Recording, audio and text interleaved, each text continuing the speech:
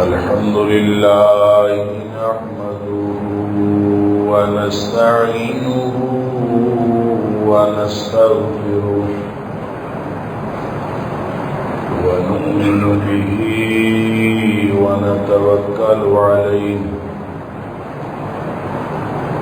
ونعوذ بالله من شرور أنفسنا ومن سيئات أعمالنا من يهده الله فلا مضل له ومن يضلل فلا هادي له وأشهد أن لا إله إلا الله وحده لا شريك له وأشهد أن محمدًا عبده ورسوله صلى الله عليه وسلم أرسله بالحق بشيرا ونذيرا بين يدي الساعة فمن يطع الله ورسوله فقد رشد واهتدى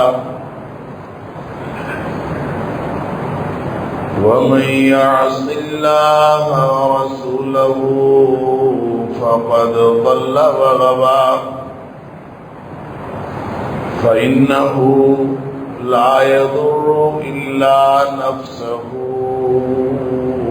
ولا يضر الله شيئا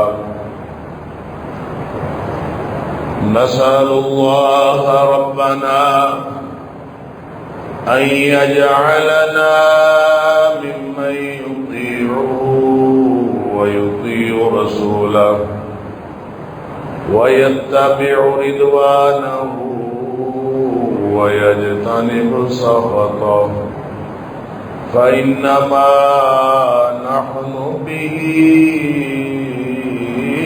وله أما بعد فإن خير الحديث كتاب الله وخير الهدي هدي محمد صلى الله عليه وآله وسلم وشر الأمور محدثاتها وكل محدثة بدعة وكل بدعة ضلالة وكل ضلالة في النار فأعوذ بالله السميع العليم من الشيطان الرجيم من همزه ونفخه ونفثه بسم الله الرحمن الرحيم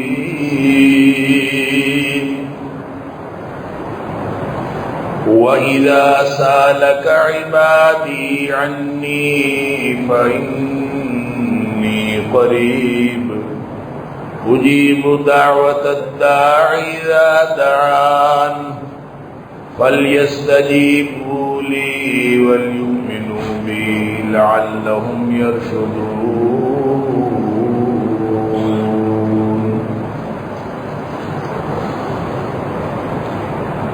اور اے حبیب صلی اللہ علیہ وسلم،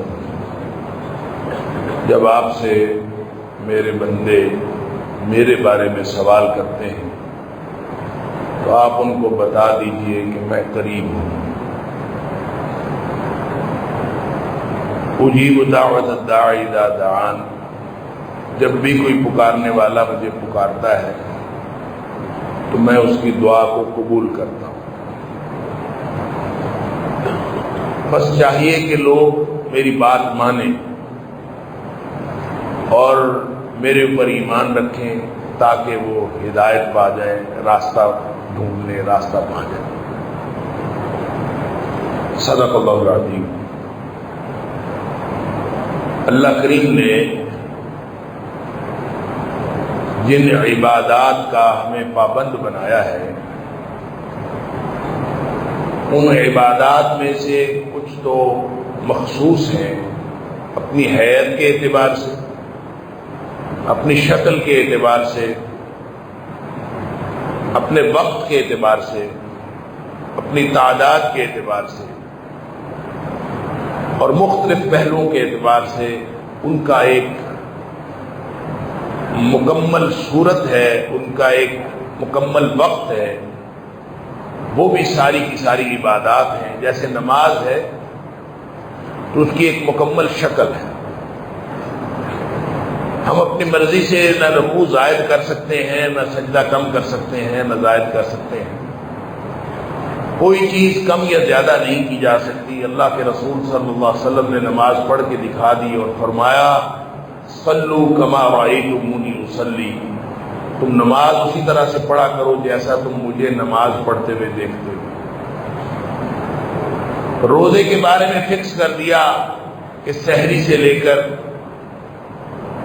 افطاری تک، یعنی غروب آفتاب تک،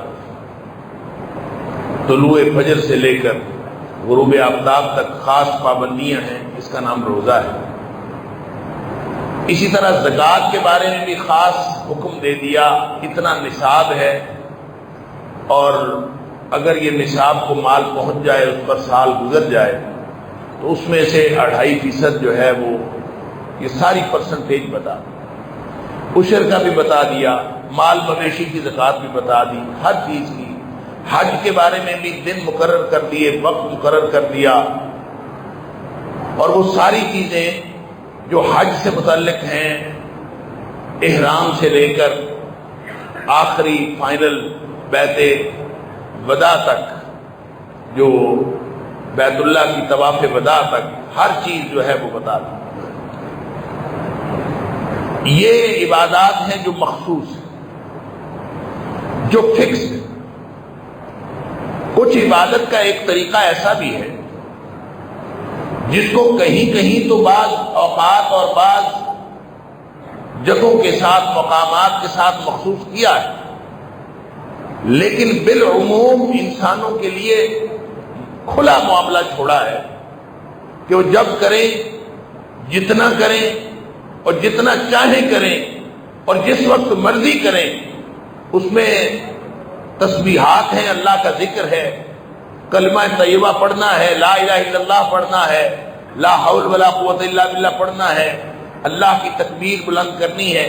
جتنے بھی اذکار ہیں یہ سارے کے سارے عبادات ہیں اور عبادت ہیں، عبادت میں گنے جاتے ہیں، اللہ کے ہاں ان کی بڑی قدر و قیمت ہے، لیکن اس کے لیے اللہ نے کوئی خاص دن، کوئی خاص وقت مقرر نہیں فرمایا۔ انہی اذکار میں سے ایک دعا، اللہ کو پکارنا۔ اس پکارنے کے لیے اور اذکار کے لیے میں نے عرض کیا کہ بعض مقامات اور بعض اوقات مخصوص بھی کیے، مثال کے طور پر باقی ذکر تو ہر شخص کی اپنی اپنی مرضی ہے، جتنا کرے جب کرے، لیکن موقع بموقع جو نبی پاک صلی اللہ علیہ وسلم نے دعائیں سکھا دی ہیں کہ گھر سے نکلنا ہے تو یہ دعا پڑھنی ہے، گھر میں داخل ہونا ہے تو یہ دعا پڑھنی ہے، آپ نے بیت الخلاء جانا ہے تو یہ دعا پڑھنی ہے، بیت الخلاء سے نکلنا ہے تو یہ دعا پڑھنی ہے، مسجد میں داخل ہونا ہے تو یہ دعا پڑھنی ہے، مسجد سے نکلنا ہے تو یہ دعا پڑھنی ہے، کھانا کھانا شروع کرنا ہے تو یہ دعا پڑھنی ہے، کھانا مکمل کرنے کے بعد یہ دعا پڑھنی ہے۔ جو موقع بموقع تمام دعائیں سکھا دی ہیں، یہ اللہ کا بہترین ذکر ہے۔ اس کے علاوہ انسان جتنا ذکر کرنا چاہے وہ اس کی مرضی ہے۔ اسی طرح اللہ نے دعا سکھائی کہ دعا لازماً کیا کرو، اور اس کے لیے بعض اوقات اور بعض مقامات مخصوص فرما دی، لیکن اس کو اتنا اوپن رکھا ہے، اتنا کھلا معاملہ رکھا ہے کہ اجیب دعوت الداعی اذا دعان، کہ پکارنے والا کسی بھی وقت پکارے، جب بھی پکارے، جس حال میں پکارے، نہ اس کے لیے وضو کی ضرورت، نہ اس کے لیے خاص جو ہے وہ کیفیت بنانے کی ضرورت، جب زبان پہ بات آئے اسی وقت اللہ سے دعا کر لیجئے. اجیب دعوت الداعی اذا دعان، اور اس کا وعدہ ہے کہ میں جب بھی کوئی پکارنے والا مجھے پکارتا ہے میں اس کی پکار کو سنتا نہیں، قبول کرتا ہوں. اجیب دعوت الداعی اذا دعان، جب بھی پکارے میں اس کی دعا کو قبول کرتا ہوں. اللہ، یہ جو دعا کو قبول کرنے کی خوشخبری ہے کہ جب بھی کوئی مجھے پکارے، اس خوشخبری سے پہلے اللہ کریم نے ایک سوال کا ذکر کیا، اور سوال لگتا ہے صحابہ کرام نے کیا ہوگا، دعا مانگنے والوں نے کیا ہوگا کہ وَإِذَا سَأَلَكَ عِبَادِي عَنِّي، اے حبیب صلی اللہ علیہ وسلم آپ سے میرے بندے میرے بارے میں سوال کرتے ہیں. سوال کیا ہوں گے؟ اندازہ کیجئے سوالات کیا ہو سکتے ہیں. نبی اکرم صلی اللہ علیہ وسلم سے کیا پوچھا جا رہا تھا اللہ کے بارے میں، جس کے جواب میں اللہ کو یہ فرمانا پڑا فَإِنِّي قَرِيبٌ. اللہ اکبر. ہمارے سامنے کوئی آدمی ہوتا ہے، ہم اس سے گفتگو کرتے ہیں، ہمیں یقین ہوتا ہے کہ یہ میرے سامنے ایک آدمی ہے، میری گفتگو سن رہا ہے، اور جب وہ سامنے نہیں ہوتا اس سے کہا جائے کہ اس سے گفتگو کرو، ہمارا مخاطب ہمارے سامنے نہ ہو تو گفتگو کرنی بھی مشکل ہے اور یہ سمجھنا بھی مشکل ہے کہ میری گفتگو اس تک پہنچ رہی ہے کہ نہیں پہنچ رہی. ٹیلی فون پہ کبھی آواز آ رہی ہے کہ نہیں آ رہی، بار بار پوچھنا پڑتا ہے آواز آ رہی ہے. اگر نہ آواز آ رہی ہو تو اس وقت بھی گفتگو کرنے کی کوئی اہمیت باقی نہیں رہتی. اگر آواز ہی نہیں اس تک پہنچ رہی تو گفتگو کرنے کی اہمیت باقی نہیں رہتی. لیکن اللہ کے بارے میں یہ سوال کہ وہ اللہ جو الرحمن علی العرش استوى، جو عرش پہ مستوی ہے اپنی شان کے مطابق، اس کا عرش کتنا بلند ہے جانتا تو وہی ہے، لیکن اس نے صرف ہمیں سمجھانے کے لیے کہ کتنا کو بلند ہے. اللہ اکبر. نبی اکرم صلی اللہ علیہ وسلم نے فرمایا یہ جو زمین سے لے کر پہلے آسمان تک کا فاصلہ ہے یہ 500 سال کا فاصلہ ہے، اور پھر پہلے آسمان کی جو موٹائی ہے وہ بھی 500 سال کی موٹائی. اور یہ جب نبی پاک صلی اللہ علیہ وسلم 500 سال کی بات کرتے ہیں تو آپ نے تو نہیں بتایا کہ یہ سال ہجری ہے، یہ سال عیسوی ہے، یہ کون سے سال ہے. البتہ سائنسدان جب اس طرح کی بات کرتے ہیں کائنات کے بارے میں تو وہ نوری سال کی بات کرتے ہیں. جب بھی کائنات کی کوئی بات ہوتی ہے تو سائنسدان کہتے ہیں کہ فلاں سیارہ فلاں ستارہ وہ اتنے کروڑ نوری سال دور ہے، اتنے لاکھ نوری سال دور ہے، وہ نوری سال کی بات کرتے ہیں. نوری سال کا مطلب ہوتا ہے کہ جتنا فاصلہ روشنی ایک سال میں طے کرے وہ نوری سال ہوتا ہے. جتنا فاصلہ ایک سال میں روشنی طے کرے وہ نوری سال ہوتا ہے. اور روشنی ایک سال میں کتنا فاصلہ طے کرتی ہے وہ حساب آپ خود کر لیجئے. سائنسدانوں نے خود بتایا ہے اپنی کیلکولیشن کے بعد کہ 1,86,000 میل وہ 1 منٹ میں کرتی. اللہ اکبر. لاکھوں میل 1 منٹ میں ہے، اور 1 سیکنڈ میں ایک سیکنڈ میں، تو اگر وہ 1 منٹ میں فاصلہ طے کرے گی تو کتنا ہوگا. اور پھر اس سے آپ 1 مہینے میں فاصلہ کتنا طے کرے گی روشنی، اور پھر 1 سال میں کتنا روشنی فاصلہ طے کرے گی، اور پھر 500 سال پہلے آسمان تک کا فاصلہ. پھر پہلے آسمان کی موٹائی 500 سال، پھر دوسرے آسمان تک کا فاصلہ پہلے آسمان سے دوسرے آسمان تک 500 سال. اللہ اکبر. اسی طرح 7 آسمان، ہر آسمان کا نیچے والے آسمان سے فاصلہ 500 سال کا، اور اوپر جا کے اللہ اکبر، اور ہر آسمان کی موٹائی بھی 500 سال. تو کہاں ہے اللہ کا عرش؟ کوئی سمجھ آئی؟ پھر نبی کریم صلی اللہ علیہ وسلم نے فرمایا 7ویں آسمان سے اگر 500 سال اوپر جائیں کس نے جانا ہے؟ کوئی جا سکتا ہے؟ اللہ سمجھ ہی نہیں آ سکتی. یہ انسان جو فانی انسان ہے، خاص وقت میں پیدا ہوا ہے، تھوڑی سی عقل لے کے پیدا ہوا ہے، یہ اس اللہ کی ذات قدیم کے بارے میں جان سکتا ہی نہیں۔ جتنا خیال کریں گے، جتنا غور کریں گے، انسان کی حیرت بڑھتی چلی جائے، لیکن انسان سمجھ نہیں سکتا۔ اللہ اکبر۔ وہ کسی شاعر نے کہا تھا، حادث کیا قدیم و جانے یہ لکھ اڈے ہوائیں، یہ ہواؤں میں بھی اڑ لے تو یہ اللہ کے بارے میں جان نہیں سکتا۔ حادث کیا قدیم و جانے یہ لکھ اڈے ہوائیں، وچے ڈب مریندیاں عقلاں حیرت دے دریائیں۔ حیرت ہے اور بس حیرت ہے، اور بڑھتی چلی جاتی ہے کہ اللہ کی ذات کہاں ہے اور کتنی بلند ہے۔ نبی پاک صلی اللہ علیہ وسلم فرمایا، ساتویں آسمان سے 500 سال اوپر جائیں، لیکن جائے کون؟ اللہ اکبر۔ تو 500 سال اوپر جائیں تو ان فرشتوں کے پاؤں شروع ہوتے ہیں جنہوں نے اللہ کا عرش اٹھایا ہوا ہے۔ وہ فرشتے کتنے بڑے ہیں، وہ فرشتے، اس کے اوپر اللہ کا عرش کتنا بڑا ہے، یہ ہمارے سمجھنے کی بات نہیں، صرف یہ سمجھانا مقصود ہے کہ اللہ کی کبریائی اور اللہ کی علو شان کا اندازہ کر لیجئے۔ وہ فرشتے 4 ہیں، اور قرآن کہتا ہے قیامت والے دن یومئذ ثمانیہ، قیامت والے دن 8 ہوں گے، اور نبی کریم صلی اللہ علیہ وسلم نے فرمایا وہ بکرے کی شکل کے ہیں، بکرے کی شکل کے فرشتے ہیں جنہوں نے اللہ کے عرش کو اٹھایا ہوا ہے۔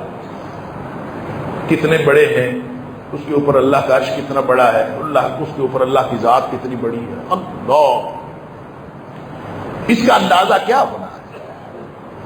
یعنی وہ عرش اللہ کا جس کے بارے میں نبی پاک صلی اللہ علیہ وسلم نے فرمایا کہ اللہ کی ذات کی بڑائی کا تو تم اندازہ نہیں کر سکتے، اللہ کے عرش کی بڑائی کا اس سے اندازہ کر لو کہ یہ جو کائنات ہے، جو لاکھوں کروڑوں نہیں کھرب میل پھیلی ہوئی ہے، جس کا کوئی کنارہ کبھی کسی کو کوئی پہنچ نہیں سکا اس کائنات کے کناروں تک۔ نبی کریم صلی اللہ علیہ وسلم نے فرمایا یہ اللہ کے عرش کے مقابلے میں اس کی حیثیت ایسے ہے جیسے ایک لق و دق صحرا ہو، جس کی لمبائی چوڑائی کا کوئی اندازہ نہ ہو، اس کے اندر ایک انگوٹھی پڑی ہوئی ہو، ایک حلقہ پڑا ہوا ہو، ایک چھلا پڑا ہوا ہو، تو جو نسبت اس چھلے کو اس صحرا کے ساتھ ہے وہ اس پوری کائنات کو اللہ کے عرش کے ساتھ ہے۔ وہ عرش اللہ کا وہ کتنا بڑا ہے، حیرت ہی حیرت ہے، اور کتنا اونچا ہے، حیرت ہی حیرت ہے۔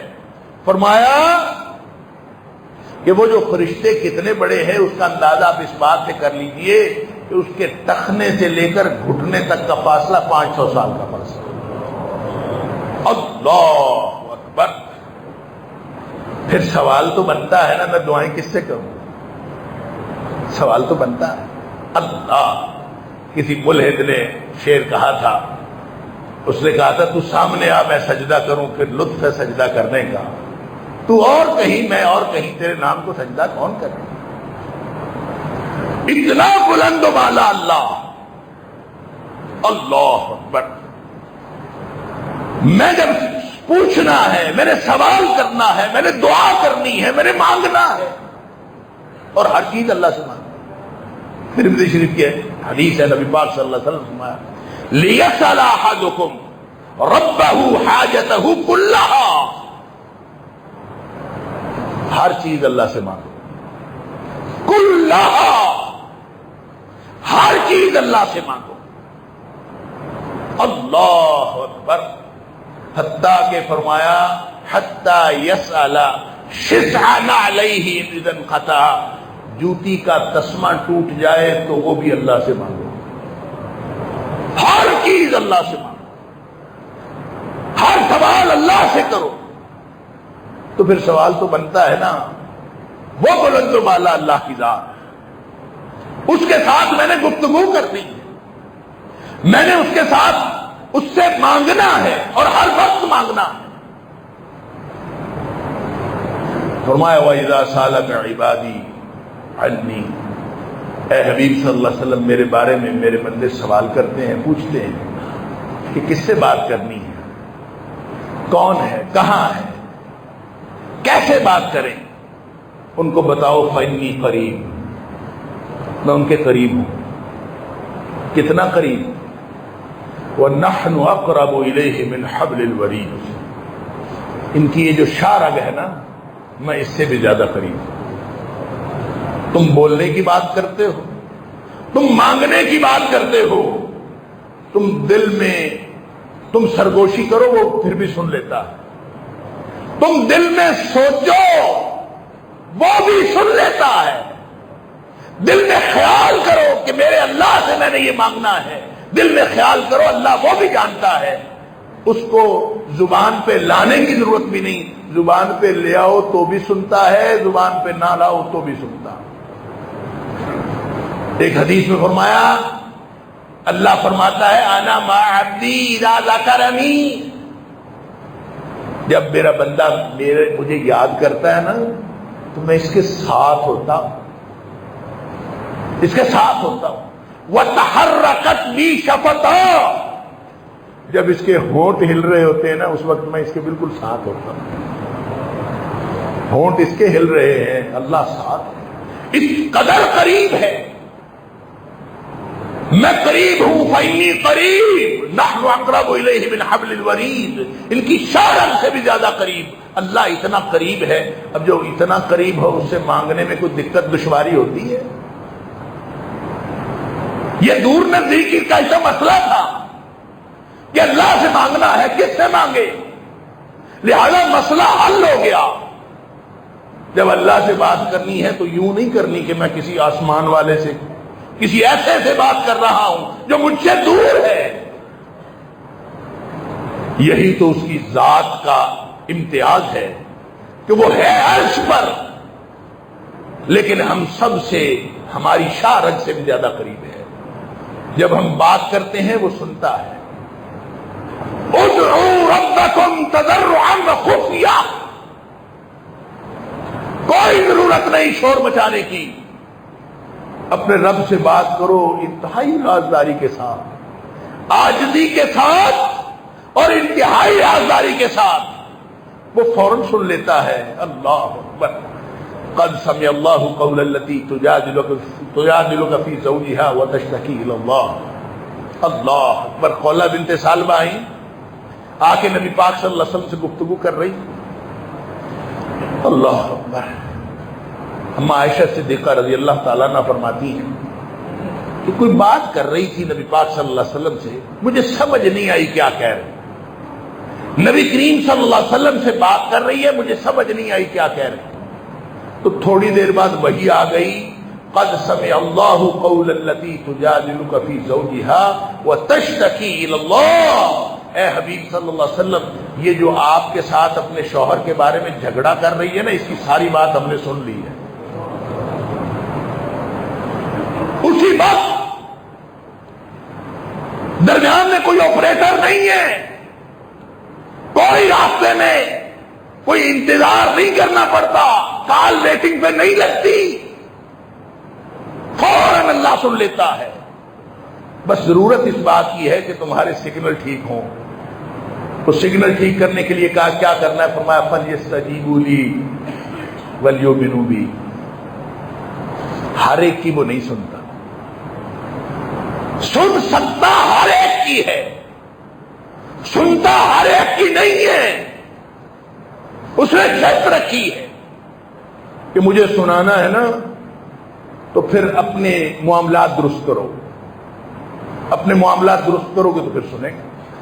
سن سکتا ہر ایک کی ہے، اس کا اعلان ہے۔ نبی پاک صلی اللہ علیہ وسلم فرمایا، اللہ فرماتا ہے انا عند ظن عبدی بی، میں اپنے بندے کے گمان کے مطابق اس کے ساتھ معاملہ کرتا ہوں۔ میرا بندہ میرے بارے میں جو گمان رکھتا ہے میں ویسے ہی اس کے ساتھ معاملہ کرتا ہوں۔ اور جب بندہ یہ کہے کہ اللہ میری ڈائریکٹ سنتا ہی نہیں، بندے کا گمان یہ ہو، اس کا عقیدہ یہ ہو کہ اللہ میری ڈائریکٹ نہیں سنتا،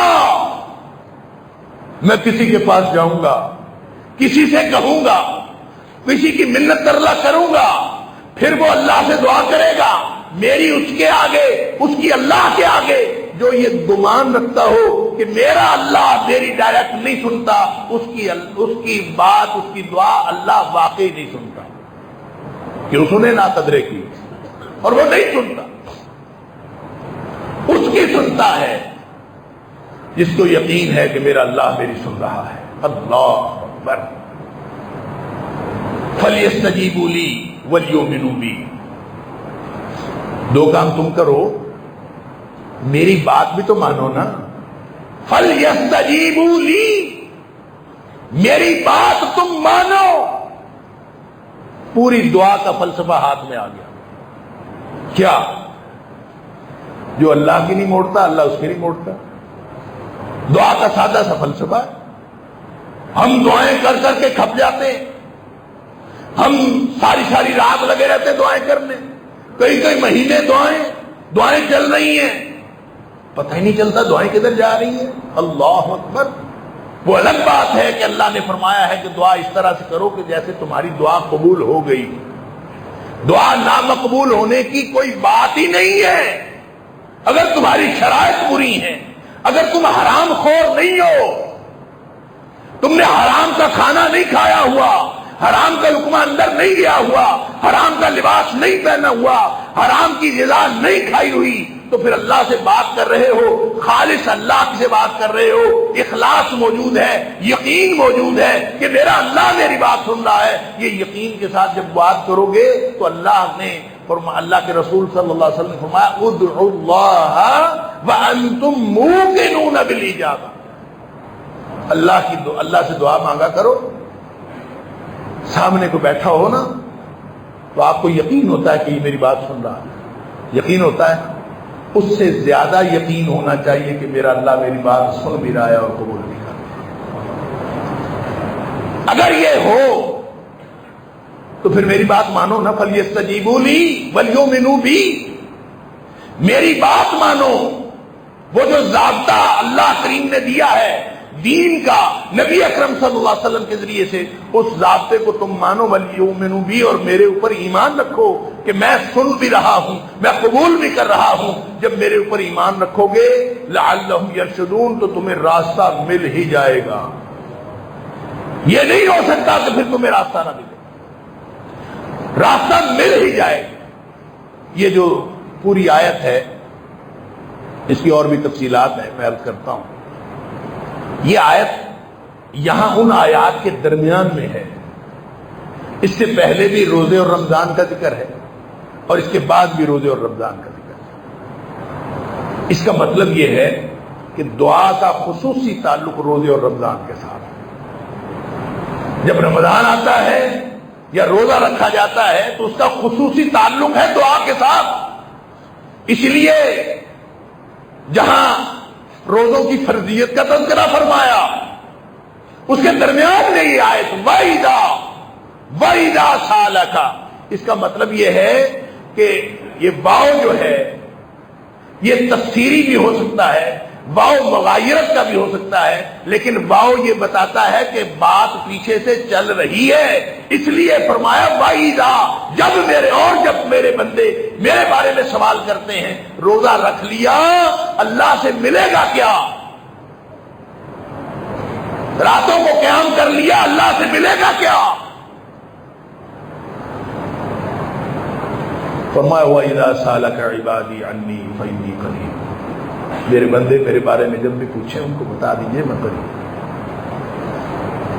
جو مانگنا ہے مانگ لو، کیا ملے گا نہیں، یہ سوچنے کی ضرورت ہی نہیں کہ کیا ملے گا، یہ سوچنے کی ضرورت ہے مانگا کیا ہے۔ جو مانگو گے وہ ملے گا۔ صرف اس لیے اپنے تم حالات ٹھیک رکھو۔ حالات ٹھیک کرنے میں پہلی بات حرام خوری نہیں ہونی چاہیے، حرام کا لباس نہ ہو، حرام کی خوراک نہ ہو۔ نبی اکرم صلی اللہ علیہ وسلم نے فرمایا ان اللہ تعالی طیب لا يقبل الا طیبا، اللہ پاک ہے اور صرف پاکیزہ چیزیں ہی قبول کرتا ہے۔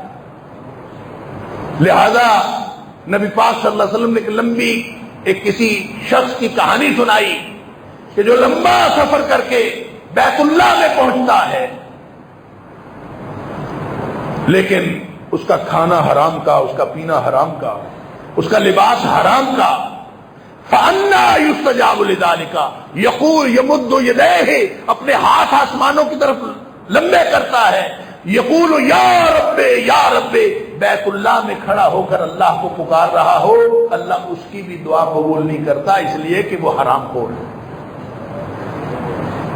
اور حرام خوری صرف یہ نہیں ہے کہ آپ خنزیر کھاؤ بکرا چھوڑ کے، حرام خوری سود کھانا بھی حرام خوری ہے، لوگوں کو ٹھگی مار کے کھانا یہ بھی حرام خوری ہے، ناجائز منافع خوری یہ بھی حرام خوری ہے، یہ جو گروی رکھ کے پیسے کھاتے ہیں یہ بھی حرام خوری ہے، جتنے سود پہ جتنے معاملات کرتے ہیں یہ سارے کے سارے حرام خوری ہے۔ اور جب حرام خوری کی ہوئی ہے تو اللہ دعائیں کیسے قبول کرے؟ وہ دعائیں قبول نہیں کرتے۔ اللہ اکبر۔ اور ایک حدیث میں نبی پاک صلی اللہ علیہ وسلم ما یزال یستجاب لعبدی، اللہ تعالیٰ اپنے بندے کی دعا قبول کرتا رہتا ہے، ما لم یدعو بِإِثْمٍ وَقَطِيعَةِ رَحِمٍ، جب تک وہ اس حالت میں دعا کرتا ہے کہ وہ گناہ میں ملوث نہ ہو اور قطع رحمی میں ملوث نہ ہو۔ اس کا مطلب پتہ کیا ہے؟ جو شخص گناہ میں ملوث ہے نا، کسی بھی گناہ میں ملوث آدمی کی دعا اللہ قبول نہیں کرتا، پہلے اس کو گناہ سے باہر آنا پڑتا ہے، گناہ سے باہر نکلے گا تو اس کی دعا آسمانوں کو چڑھے گی، اگر وہ گناہ سے باہر نہیں نکلا تو اس کی دعا قبول ہوتی نہیں۔ اللہ ما لم یدعو بِإِثْمٍ، جب تک وہ گناہ میں دعائیں کرتا رہتا ہے اس کی دعائیں قبول نہیں ہوتی۔ او قطیعۃ رحم، یا پھر رشتہ داروں کے ساتھ وہ منقطع ہو کے بیٹھا ہوا ہے، قطع رحمی کر کے بیٹھا ہوا ہے، رشتہ داروں کے ساتھ حسن سلوک کرنے کی بجائے ان کے ساتھ منقطع ہوتا ہے، ان کے ساتھ معاملات غلط کرتا ہے، رشتہ داری کو توڑتا ہے، اللہ نے جوڑنے کا حکم دیا ہے، یہ رشتہ داری توڑتا ہے، فرمایا دعائیں کوئی نہیں قبول ہوتی۔ صف اول کے نمازی بن جاؤ، بڑی بڑی داڑیاں رکھ لو، سینکڑوں حج کر لو، سینکڑوں عمرے کر لو، جب قطع رحمی کے اندر ملوث ہو تو اللہ دعائیں قبول نہیں کرتا۔ پہلے بنیادی شرط تو پوری کرو، اگر بنیادی شرط پوری ہے نا تو پھر رمضان میں تو دعائیں کرنے والوں کی موج لگ جاتی ہے۔ نبی پاک صلی اللہ علیہ وسلم نے فرمایا 3 دعائیں تو ایسی ہیں جو رد ہوتی ہی نہیں، 3 دعائیں ایسی ہیں جو رد ہوتی ہی نہیں، اس میں ایک دعوت الصائم، روزہ رکھ کے کوئی بندہ دعا کرے تو وہ ڈائریکٹ اللہ کے ہاں پہنچتی ہے اور وہ کبھی رد نہیں ہوتی۔ روزہ رکھا ہوا ہو تو آدمی دعا کرے، ہم نے اسلاف سے سنا ہے، یہ تو رمضان کے روزے ہیں، ان کی تو فضیلت ہی بہت ہے۔ اسلاف نے جب کبھی دعا کرنی ہوتی تھی نا تو وہ نفلی روزہ رکھتے تھے، روزہ رکھ کے دعا کرتے تھے، اس لیے کہ نبی اکرم صلی اللہ علیہ وسلم نے گارنٹی دی ہے کہ جو دعوت الصائم یہ رد نہیں کی جاتی، جو روزے دار کی دعا ہے وہ رد نہیں کی جاتی۔ اور فرمایا اگر حکمران ہو اور عدل کرنے والا ہو، حکمران ہو اور عدل کرنے والا ہو، فرمایا اس کی بھی دعا رد نہیں کی جاتی۔ اور تیسری اس کی دعا دعوت المظلوم، جس کے اوپر ظلم ہو رہا ہے، چاہے کرنے والا کوئی ہو، جس کے اوپر ظلم ہو رہا ہے اس کی دعا بھی رد نہیں کی جاتی۔ وہ تو ڈائریکٹ نبی پاک صلی اللہ علیہ وسلم نے فرمایا مظلوم کی دعا کے لیے تو سارے دروازے کھول دیے جاتے ہیں، وہ اللہ کے دربار میں یوں پہنچتی ہے بغیر کسی رکاوٹ کے، وہ اللہ کے دربار میں پہنچتی ہے، اللہ اسی وقت اس کی دعا کو قبول فرماتا ہے۔ ایک اس شخص کی بھی دعا قبول نہیں ہوتی، نبی کریم صلی اللہ علیہ وسلم ما لم یستعجل، جو شخص جلدی نہ مچائے، جو جلدی مچاتا ہے اس کی دعا بھی قبول نہیں ہوتی۔ اس کی دعا قبول ہوتی ہے جب تک وہ جلدی نہ مچائے۔ جلدی مچانے کا کیا مطلب؟ خود ہی نبی پاک صلی اللہ علیہ وسلم نے تشریح کی، جلدی مچانے کا مطلب ہے میں اتنی دعائیں کرتا رہتا ہوں، اتنا عرصہ ہو گیا دعائیں کر رہا ہوں، پتہ نہیں میری دعائیں کہاں جا رہی ہیں، نبی کریم صلی اللہ علیہ وسلم نے فرمایا کہ جو شخص اس طرح کی باتیں کرتا ہے اس کی بھی دعا قبول نہیں ہوتی۔ گویا اس کو اللہ پر یقین ہی نہیں ہے، اس کو یہ یقین ہے کہ اس کے سامنے جو آدمی بیٹھا ہے وہ میری بات سن رہا ہے، اس کو یہ نہیں یقین کہ میرا اللہ میری بات سن رہا ہے۔ جب تک ایمان نہ ہو اللہ پر کہ میں دل میں بات سوچتا ہوں تو میرے اللہ کو معلوم ہے، میں سرگوشی کرتا ہوں تو اللہ کو معلوم ہے، میں دعا منہ سے نکالتا ہوں تو اللہ کو معلوم ہے، جب تک یہ یقین نہ ہو لہذا دعا کیا کرو رمضان میں۔ اور ایک حدیث میں نبی پاک صلی اللہ علیہ وسلم فرمایا دعوت الصائم عند فطارہ دعوت مستجابہ، جو افطار کا وقت ہے نا اس وقت تو روزے دار دعا قبول کر لے تو وہ تو سمجھے پہلے ہی قبول ہوئی ہے، افطار کے وقت روزے دار دعا کر لے تو وہ تو پہلے ہی قبول ہے۔ سبحان اللہ، یہ اللہ نے ہمیں موقع دیے ہیں دعا۔ آخر پہ ایک بات سن لیجئے، نبی پاک صلی اللہ علیہ وسلم فرمایا دنیا کے لوگ ان سے مانگے تو ناراض ہو جاتے ہیں، اللہ سے نہ مانگے تو وہ ناراض ہوتا ہے۔ اللہ سے جو نہیں مانگتا اللہ ناراض ہو جاتا ہے، مانگتا ہی نہیں، ہر وقت مانگتے رہا کریں، وہ مانگنے والوں کو پسند کرتا ہے، دعائیں کرنے والوں کو پسند کرتا ہے۔ اور پھر ایک حدیث میں نبی پاک صلی اللہ علیہ وسلم فرمایا لیس شیء اکرم علی اللہ من دعاء العبد۔ ایک تو ہے نا کہ وہ مانگنے سے نہ مانگنے سے ناراض ہو جاتا ہے، چلے مانگ لیا۔ نبی پاک صلی اللہ علیہ وسلم فرمایا کسی کی دعا سے زیادہ عزت والی چیز اللہ کے ہاں کوئی اور ہے ہی نہیں۔ کسی نے دعا مانگی ہو تو جتنا احترام، جتنا وقار، جتنا اکرام اللہ کے ہاں کسی کی دعا کا کیا جاتا ہے کسی چیز کا نہیں کیا جاتا۔ اللہ اکبر۔ لہذا دعائیں مانگا کرو، دعائیں مانگنے میں سستی کوتاہی نہ کیا کرو، رمضان ہو غیر رمضان ہو۔ پھر رمضان کی راتیں تو سبحان اللہ یہ مانگنے والی راتیں ہیں، اللہ سے مانگ لیا کرو۔ اور قرآن میں اللہ فرماتا ہے وقال ربکم ادعونی استجب لکم، تمہارے رب نے یہ حکم فرمایا ہے مجھ سے مانگا کرو، میں تمہیں تمہاری دعائیں قبول کروں گا۔ اللہ اکبر۔ ان الذین یستکبرون عن عبادتی سیدخلون جہنم فی جہنم داخرین۔ نبی پاک اللہ قرآن میں فرماتا ہے کہ جو شخص میری عبادت سے تکبر کرتا ہے وہ جہنم میں جائے گا، اوندا کر کے جہنم میں پھینکا جائے گا۔ نبی پاک صلی اللہ علیہ وسلم نے یہ دعا پڑھی، یہ آیت پڑھی سورہ مومن کی، اور ساتھ فرمایا الدعاء هو العبادہ۔ تم نمازیں پڑھنے کو، روزے رکھنے کو عبادت سمجھتے ہو، اصل عبادت ہے ہی اللہ سے مانگنا ہے۔ الدعاء هو العبادہ، مانگنا ہی عبادت ہے۔ لہذا نماز کے بعد مانگو، نماز سے پہلے مانگو، نماز کے دوران مانگو، اقامت اور اذان کے درمیان مانگو، اذان کے وقت مانگو، روزے کے درمیان مانگو، سحری کے وقت مانگو، سارا دن مانگو، افطار کے وقت مانگو، جو وقت ملتا ہے وہ جو موقع بموقع دعائیں سکھائی ہیں وہ بھی مانگنا ہے جو اللہ کے رسول صلی اللہ علیہ وسلم نے عطا فرمایا ہے۔ اللہ تعالیٰ مجھے اور آپ کو ہم سب کو دعائیں کرنے کی توفیق عطا فرمائے۔ وآخر